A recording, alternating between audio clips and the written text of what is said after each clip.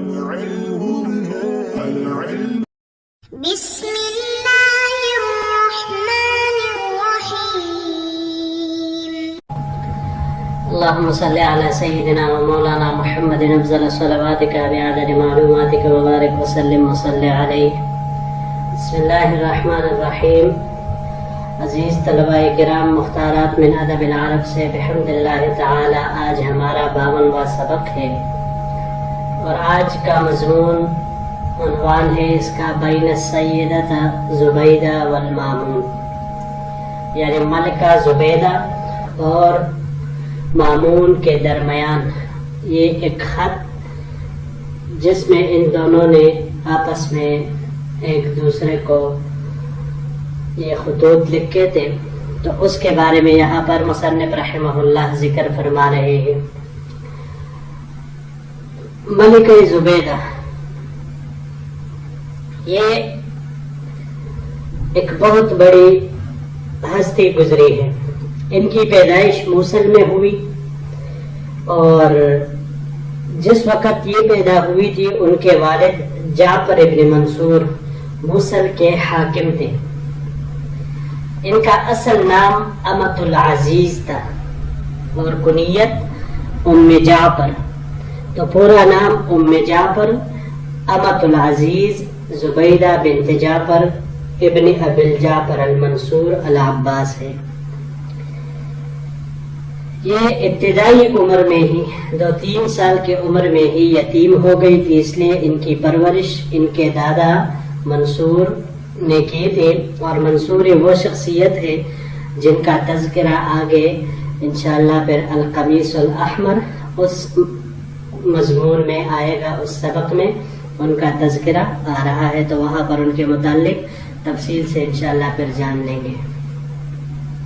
تو انہوں نے ان کی تربیت اور پرورش کی اور وہی تھے جو ان کو زبیدہ کے نام سے پکارا کرتے تھے. تو بعد میں ان کا یہ نام بس زبیدہ ہی مشہور ہو گیا اور اسی نام سے ان کو شہرت ملی. تقریباً 15 برس کی عمر میں ہارون الرشید بادشاہ سے ان کی شادی یہ ہوئی تھی اور جن کو بعد میں خلافت بھی ملی، یعنی بعد میں یہ خلیفہ ہوئے. آپ ایک اعلیٰ درجے کی عالمہ فاضلہ اور شہرت یافتہ خاتون تھی. کئی احسانات ہیں مسلمانوں کے اوپر اس خاتون محترمہ کی، جس میں سب سے بڑا وہ نہر زبیدہ ہے جو انہی کی طرف منسوب ہے اور 216 ہجری میں یہ انتقال فرما گئی تھی. تو بڑھتے ہیں اب اگلے سبق کی طرف.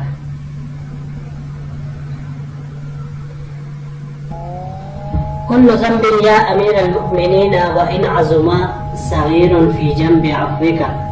اے امیر المؤمنین، ہر گناہ اگرچہ وہ بڑا ہی ہو لیکن آپ کے معافی کے پہلو میں وہ چھوٹا ہے. وَكُلُّ زُلَلٍ وَإِن جَلَّ حَقِيرٌ عِنْدَ صَفْحِكَ، اور ہر لغزش اگرچہ وہ بڑی ہو مگر آپ کے درگزر کرنے کے وقت وہ حقیر ہے. وَذَلِكَ الَّذِي عَوَّدَكَ اللَّهُ فَأَطَالَ اللَّهُ مُدَّتَكَ، اور یہی وہ خصلت ہے جس کا اللہ تعالیٰ نے آپ کو عادی بنایا ہے. اللہ آپ کی عمر لمبی کرے.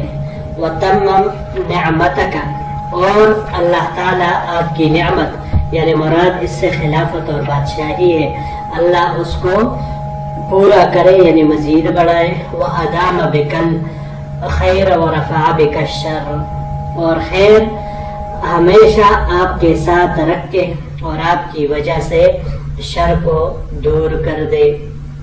هذه رقعة واله التي ترجوك في الحياة لنوائب الدهر وفي الممات لجميل الذكر. یہ ایک پرآشوب پیغام ہے جو آپ سے زندگی کے زمانے میں مصیبتوں کے وقت اور موت میں اچھے ذکر کے وقت امید کرتا ہے. فَإِنْ رَأَيْتَ أَنْ تَرْحَمَ ضُعْفِي وَاسْتِكَانَتِي وَقِلَّةَ حِيلَتِي اگر آپ مناسب سمجھے تو میری بے بسی، لاچارگی اور حیلوں کے کم ہونے پر ترس کھائے۔ وَأَن تَصِلَ رَحْمِي وَتَحْتَسِبْ فِي مَا جَعَلَكَ اللَّهُ لَهُ طَالِبًا وَفِيهِ رَاغِبًا فَافْعَلْ، اور صلہ رحمی کرے اس معاملہ میں جس کا اللہ تعالیٰ نے آپ کو طالب اور اس میں رغبت کرنے والا بنایا ہے، تو ثواب کی امید رکھے اور پھر یہ سب کچھ کر گزرے۔ وَتَذَكَّرْ مَنْ لَوْ كَانَ حَيًّا لَكَانَ شَفِيعِي إِلَيْكَ، اور اس شخص کو یاد رکھیے، اس شخص کو یاد کیجئے کہ اگر وہ زندہ ہوتا تو آپ کے پاس میرا سفارشی ہوتا۔ من المأمون، اب یہ ان کی طرف سے خط آیا، من المأمون کے ساتھ مامون ان کو جواب دیتے ہوئے، پھر آگے اگلے سلائیڈ پر ان کا جواب آئے گا۔ یہاں پر یہ پہلا لفظ ہے جم۔ جم اجناب کی جمع یا جنوب اس کی جمع آتی ہے۔ باب نصارہ سے جمبن، جمبن یہ باب نصارہ سے جب آ جائے تو پہلو پر مارنے کو کہا جاتا ہے، اور یہاں پر یہ باب نصارہ سے ہی استعمال ہوا ہے۔ اگر اس کو باب سمعہ سے لیا جائے تو سمعہ سے لینے کی صورت میں جانبن مائل ہونے کے معنی میں یہ آتا ہے، اور اس کے علاوہ باب نصرہ سے بھی اور ضربہ اور سمعہ سے بھی جنابتن مصدر جب اس کا آئے تو ناپاک ہونے کے معنی میں یہ آتا ہے۔ عند صفحہ کا صفحہ، یہ باب نصرہ سے یہاں پر استعمال ہوا ہے۔ صفحا مصدر اس کا آتا ہے گناہ معاف کر دینے کے معنی میں۔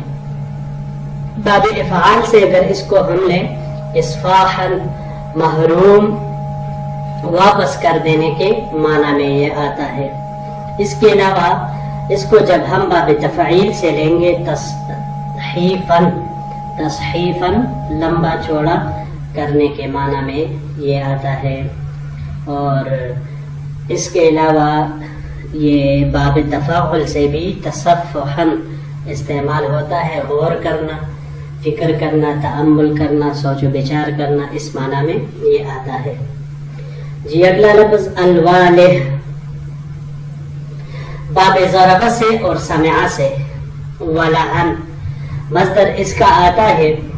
ولہن یہ شدت غم سے متحیر ہو جانے کی کیفیت کو کہا جاتا ہے، کہ جب کسی انسان کو شدید غم، ایک جانکاہ خبر ملے تو شدت غم کی وجہ سے جو کیفیت اس کی بن جاتی ہے اور انسان متحیر ہو کے رہ جاتا ہے، اس کیفیت کو کہا جاتا ہے، یا اس وقت اس کو والہ کہا جاتا ہے۔ یہ بھی معنی اس کا بعض حضرات نے کیا ہے کہ غم کی زیادتی کی وجہ سے جب عقل ضائع ہونے کے کنارے پر ہو، اس کو بھی کہا جاتا ہے۔ بہرحال معنی ایک ہی اس کا آتا ہے۔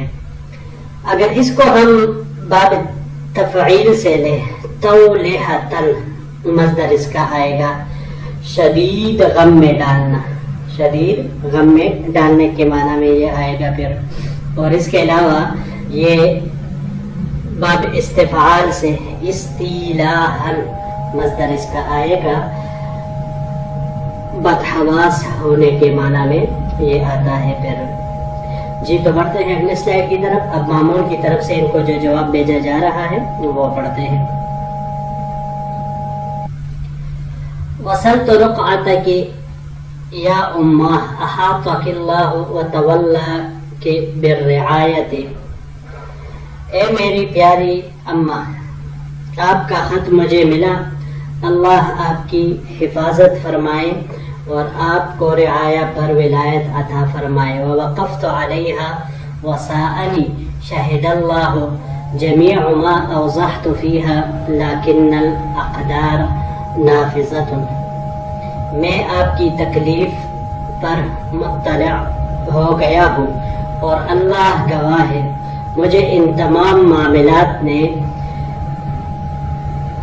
جن کو آپ نے واضح کیا ہے، غمگین کر دیا ہے، لیکن تقدیر یعنی قسمت پوری ہو چکی ہے یا پوری ہونے والی ہے۔ والاحکام جاریۃ، فیصلے جاری ہیں۔ والامور متصرفۃ، کاموں میں تصرف کیا جا چکا ہے۔ والمخلوقون فی قبضتها لا يقدرون على دفاعها، اور تمام مخلوق ایسی ذات کے قبضے میں ہیں کہ جس سے دفاع کی طاقت بھی نہیں رکھتی۔ والدنیا کلها الی شتات، پوری دنیا متفرق ہے۔ وکل حی الی ممات، اور ہر زندہ نے مر جانا ہے۔ والغدر والبغی حتف الانسان، دھوکہ اور جھوٹ انسان کی موت ہے۔ والمکر راجع الی صاحبہ، اور مکر اپنے کرنے والے کی طرف واپس پلٹتا ہے۔ وقد امرت برد جمیع ما اخذ لک، اور آپ سے جو کچھ بھی لیا گیا ہے میں نے اس کے واپس کرنے کا حکم جاری کر دیا گیا ہے۔ وَلَمْ تَفْقِدِي مِمَّنْ مَضَى إِلَى رَحْمَةِ اللَّهِ إِلَّا وَجْهَهُ، اور جو اللہ کی رحمت کی طرف چلا گیا ہے آپ نے اس کو گم نہیں کیا مگر صرف اس کے چہرے کو، یعنی صرف وہ شخص ہی چلا گیا، اس کا چہرہ آپ سے غائب ہو گیا، باقی کے معاملات ویسے کے ویسے ہی رہیں گے۔ وَأَنَا بَعْدَ ذَلِكَ لَكِ عَلَىٰ أَكْثَرِ مِمَّا تَخْتَارِينِ وَالسَّلَامُ،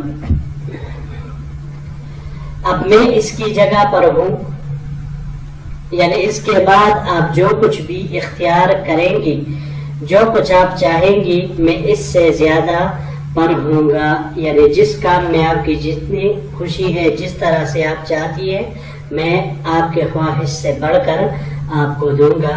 والسلام، یہاں پر یہ دو لفظ ہے جی۔ الاقدار، اقدار قدر کی جمع ہے، تقدیر الہی کو کہا جاتا ہے۔ باب ضربہ سے قدرن، قدر یقدر قدرن، تدبیر کرنا، اندازہ کرنے کے معنی میں آتا ہے، اور اگر مصدر اس کا قدارتن آ جائے تو پھر تیار کرنے کے معنی میں آتا ہے۔ اسی طرح باب نصر سے قدرن، تعظیم کرنے کے معنی میں یہ آتا ہے، اور جب باب تفعیل سے آ جائے قدر یقدر تقدیرن تو قادر بنانے کے معنی میں آتا ہے۔ الا شتات، شتات شت کی جمع ہے، متفرق کو کہا جاتا ہے شتاتا۔ باب ضربہ سے شتن یا شتاتن دونوں طرح مصادر اس کے آتے ہیں، متفرق ہونے کے معنی میں، اور باب تفاعل سے تشتتن متفرق ہونے کے معنی میں یہ آتا ہے۔ یہاں پر یہ سبق الحمدللہ ہمارا پورا ہوا، لیکن اس خط کے متعلق اس کے پس منظر میں تھوڑا آپ حضرات کے سامنے میں اس واقعے کی طرف اشارتاً اور اجمالاً آپ حضرات کے سامنے میں تھوڑا بہت عرض کر دیتا ہوں کہ اصل میں واقعہ ہوا یہ تھا کہ ہارون الرشید یہ جب حج کے لیے جانے والے تھے 186 ہجری میں، تو اس نے اپنے، ان کے کل 12 بیٹے تھے، جس میں سے 4 بیٹے مامون، امین، معتمن اور معتصم، یہ 4 یہ اس وقت ولی عہد بننے کے قابل تھے، مطلب یہ بڑے تھے۔ تو ہارون الرشید رحمۃ اللہ علیہ نے ان میں سے 2 بیٹے یعنی مامون اور امین، ان دونوں کے لیے اپنی مملکت میں سے علیحدہ علیحدہ علاقوں کا تقرر کیا۔ تو امین کو جنوبی علاقے کا ولی عہد مقرر کیا اور مامون کو شمالی علاقے کا مقرر کیا، اور ان دونوں سے اس کے اوپر دستخط لیے۔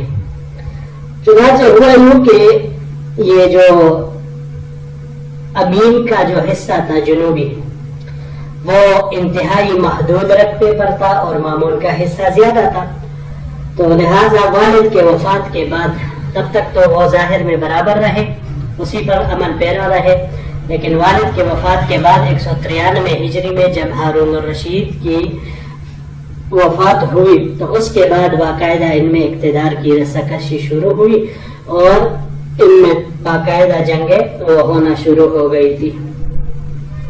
تو بہرحال پہلا ان دونوں کا آپس میں یہ معاملہ چلتا رہا اور اسی میں ہی یہ امین جس کے متعلق یہ زبیدہ رحمت اللہ علیہ نے خط لکھا تھا یہ ان کا بیٹا تھا، جبکہ مامون یہ ہارون الرشید کی ایک کنیز سے پیدا ہوا تھا جو مامون کو پیدا کرنے کے 4 روز بعد وفات پا گئی تھی. تو لہذا مامون ایک کنیز سے تھا جبکہ امین یہ ہارون الرشید کا بیٹا تھا اور ملکہ زبیدہ سے پیدا ہوا تھا. تو اسی وجہ سے ملکہ زبیدہ نے ان کو یہ خط لکھا تھا. لیکن بہرحال اس میں اس کی طرف تھوڑا بہت وہ اشارہ آیا ہے.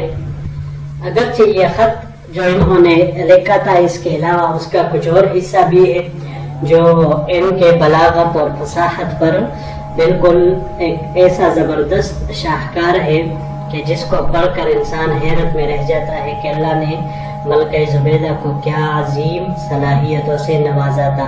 تو بہرحال یہ مختصر سا میں نے آپ حضرات کے سامنے اس خط کا دونوں طرف سے جو جواب بھی لکھا گیا مامون کی طرف سے اور پہلے ملکہ زبیدہ کی طرف سے جو خط آیا تھا وہ آپ حضرات کے سامنے مختصراً اس کا پس منظر میں نے پیش کر دیا.